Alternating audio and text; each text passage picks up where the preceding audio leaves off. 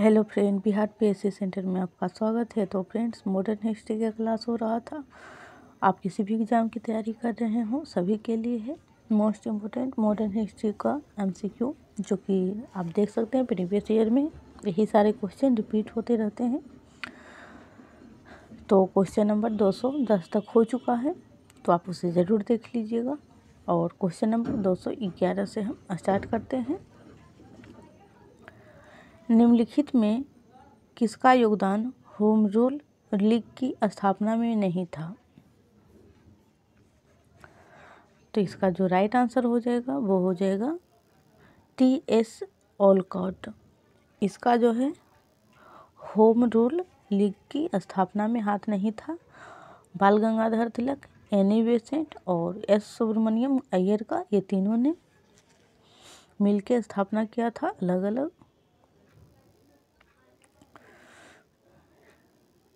Annie Besant ने पहले भारतीय राष्ट्रीय कांग्रेस के माध्यम से होम रूल चलाने का प्रस्ताव किया और बाल गंगाधर तिलक ने अप्रैल 1916 में बेलगांव के सम्मेलन में होम रूल लीग के गठन की घोषणा की। और टी.एस. ओलकॉट होम रूल लीग की स्थापना से संबंधित नहीं है। क्वेश्चन नंबर 212, वर्ष 1916 में मुस्लिम लीग और कांग्रेस के बीच किसने समझौता करवाया था? 1907 में कांग्रेस के मध्य विभाजन हो चुका था, तो 1916 में सूरत अधिवेशन में मुस्लिम लीग और कांग्रेस के बीच एक समझौता हुआ था। तो ये जो समझौता करवाया गया था वो करवाया गया था बीजी तिलक के द्वारा।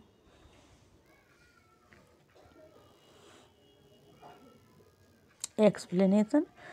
भारतीय राष्ट्रीय कांग्रेस के लखनऊ अधिवेशन यानी 1916 अंबिकाचरण मजूमदार जो अध्यक्ष थे, कांग्रेस से मुस्लिम लीग के साथ एकता स्थापित हुई और इन दोनों को करीब लाने के लिए लोकमान्य तिलक जो हैं और मोहम्मद अली जिन्ना की जो महत्वपूर्ण भूमिका रही, क्योंकि दोनों मानते थे कि केवल हिंदू मुस्लिम एकता द्वारा ही भारत को स्वशासन की प्राप्ति हो सकती है। तो जिन्ना और तिलक, लखनऊ में ही सूरत पड़ता है।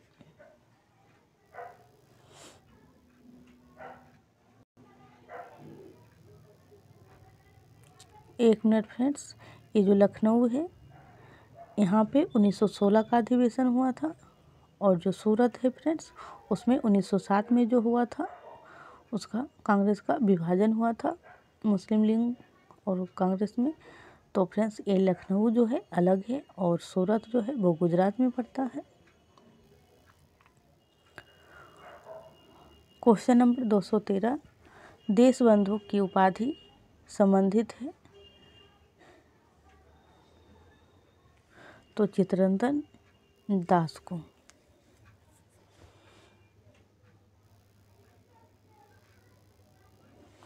देशबंधु चित्तरंजन दास 1870 से 1925 ईस्वी सुप्रसिद्ध भारतीय नेता, राजनीतिक, वकील, कवि, पत्रकार तथा भारतीय स्वतंत्रता आंदोलन के प्रमुख नेता थे। उन्होंने कई बड़े स्वतंत्रता सेनानियों के मुकदमे भी लड़े।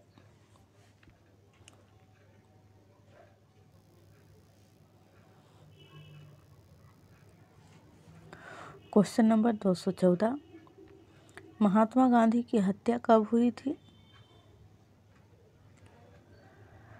तो 30 जनवरी 1948 को नाथूराम गोडसे के द्वारा। 30 जनवरी 1948। गांधी जी की हत्या 30 जनवरी 1948 की शाम को नई दिल्ली स्थित बिरला भवन में गोली मारकर की गई थी।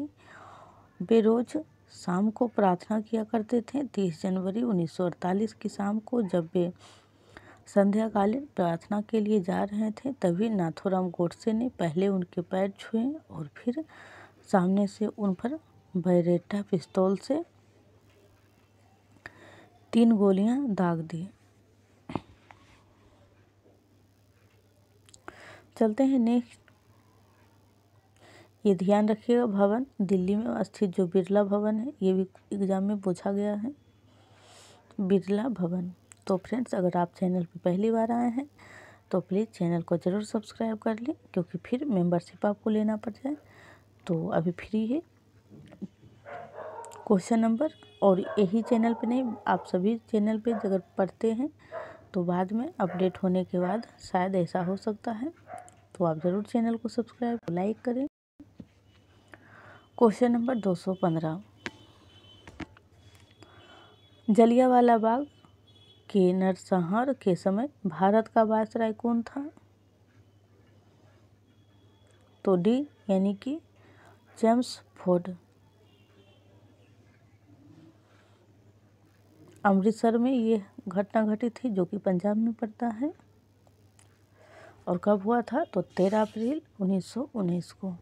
और फ्रेंड्स, अगर आप बिहार एसआई के स्टूडेंट हैं तो इस चैनल पे बिहार एसआई प्रैक्टिस सेट हो रहा है क्लास, करीबन 20 हो चुका है, 20 प्रैक्टिस सेट, तो आप ज़रूर देखें। और अगर आप किसी भी एग्ज़ाम की तैयारी कर रहे हो तो उसके लिए ancient history, chapter wise, polity सभी का क्लास होता है, तो आप ज़रूर चैनल को सब्सक्राइब करके रख लें।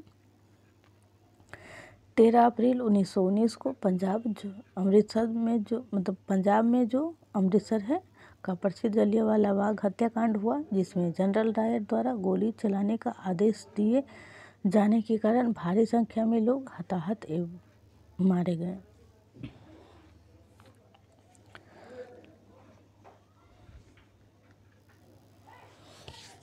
चलते हैं नेक्स्ट क्वेश्चन नंबर 216, 1947 के भारतीय राष्ट्रीय कांग्रेस के दिल्ली अधिवेशन की अध्यक्षता किसने की?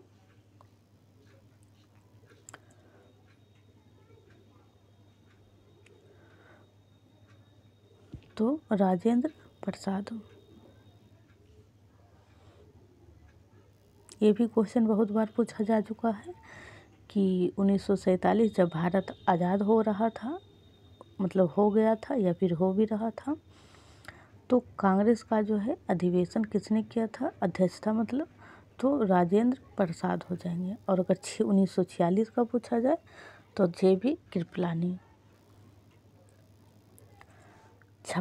ये जो नंबर था वो 56वां नंबर के थे, कांग्रेस अधिवेशन जो 1947 में हुआ था। क्वेश्चन नंबर 217, 1946 में बनी अंतरिम सरकार में राजेंद्र प्रसाद के पास कौन सा विभाग था? तो इसके पास जो विभाग थे वो थे खाद्य एवं, ये BPSC 67वीं में पूछा हुआ है फ्रेंड्स। और ये जो क्लास हो रहा है BPSC हो, BSSC हो या फिर बिहार एसआई हो, सभी के लिए है, चाहे वो UPSC हो, क्योंकि मॉडर्न हिस्ट्री जो होता है वो सभी में सामान्य होता है। तो खाद्य एवं कृषि मंत्री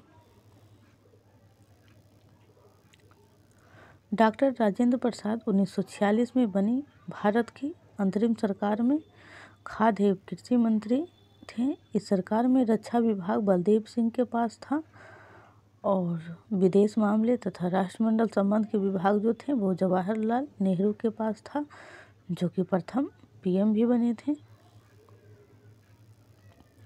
क्वेश्चन नंबर 218, व्यक्तिगत सत्याग्रह में विनोबा भावे को प्रथम सत्याग्रही चुना गया था, तो दूसरा सत्याग्रही कौन था? ये भी क्वेश्चन BPSC में पूछा हुआ है। तो पहला तो विनोबा भावे थे, लेकिन दूसरा जो थे वो थे जवाहरलाल नेहरू। अखिल भारतीय कांग्रेस समिति द्वारा सितंबर 1940 में व्यक्तिगत सत्याग्रह का प्रस्ताव पारित हुआ, और विनोबा भावे को प्रथम सत्याग्रही चुना गया। इस आंदोलन में पंडित जवाहरलाल नेहरू को दूसरे सत्याग्रही के रूप में चुना गया। और ये व्यक्तिगत सत्याग्रह का मतलब प्रस्ताव कब पारित हुआ? तो 1940, सितंबर 1940। क्वेश्चन नंबर 219, रॉलेट एक्ट का लक्ष्य था, तो इसका जो लक्ष्य था बिना मुकदमा चलाए बंदी बनाना और मुकदमों की सुनवाई संक्षिप्त विधि में करना और लोगों को सजा देना।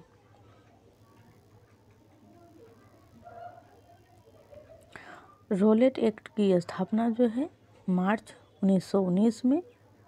रोलेट एक्ट में भारत में राज कर रही ब्रिटिश सरकार द्वारा भारत में उभर रहे राष्ट्रीय आंदोलन को खत्म करने के उद्देश्य से यह कानून बनाया गया था। यह कानून sir Sidney Arthur Taylor Rowlatt के अध्यक्षता वाली समिति की सिफारिशों के आधार पर बनाया गया था। ये जो समिति है इसको जरूर याद रखिएगा, sir Sidney Arthur Taylor Rowlatt की अध्यक्षता वाली समिति। चलते हैं नेक्स्ट।